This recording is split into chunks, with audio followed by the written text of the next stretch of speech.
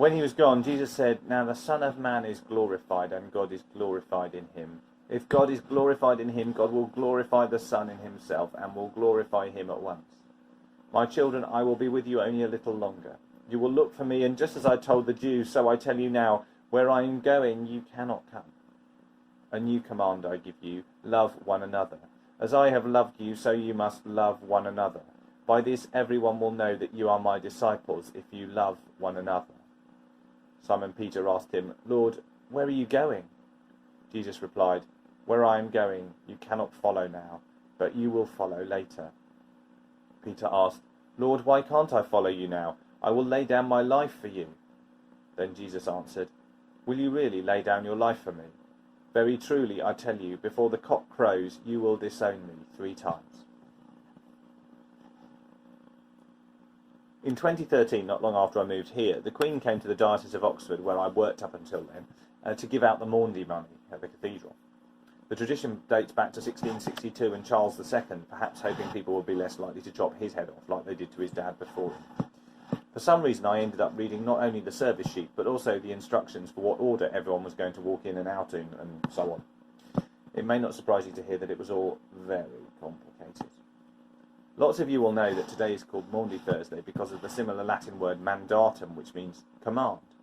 John tells us that at the Last Supper Jesus gave his disciples a new command to love one another. No great long manual, nothing complicated or difficult to understand, just difficult to do. Love one another. Having followed Jesus for years, Peter wants to follow him to the end, but Jesus has to gently tell his eager, passionate friend that he can't follow him that far. He knows Peter wouldn't lay down his life for him. That lesson is learnt less than a day from now. No one can do what Jesus is going to do except Jesus. There can be no sacrifice, no saviour other than him. There is no substitute for Jesus. We hear of so many stories at the moment which move us to the core of our being, not because they can never be the equal of what Jesus did on the cross, in bearing the weight of our sin on himself and to death, but because they point us towards it, at least. It's like when we think of people's sacrifice on Remembrance Day too, isn't it?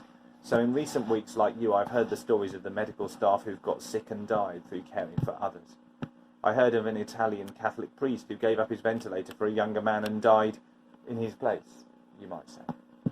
I spoke to a friend the other day whose daughter and son-in-law, both medics in London hospitals, had been in touch to say that they were making a will to ask him and his wife to look after the 2 tiny grandchildren if the worst should happen to them.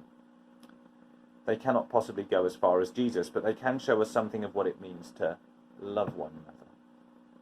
"I give you a new commandment," Jesus says to his disciples.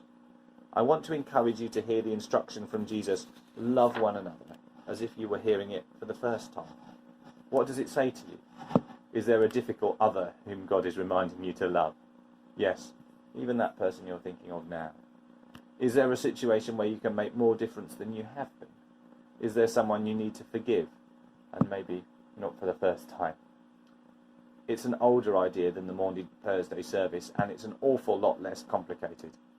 But that doesn't mean it's always easy, just like none of the heart-rending decisions those medics are making are easy.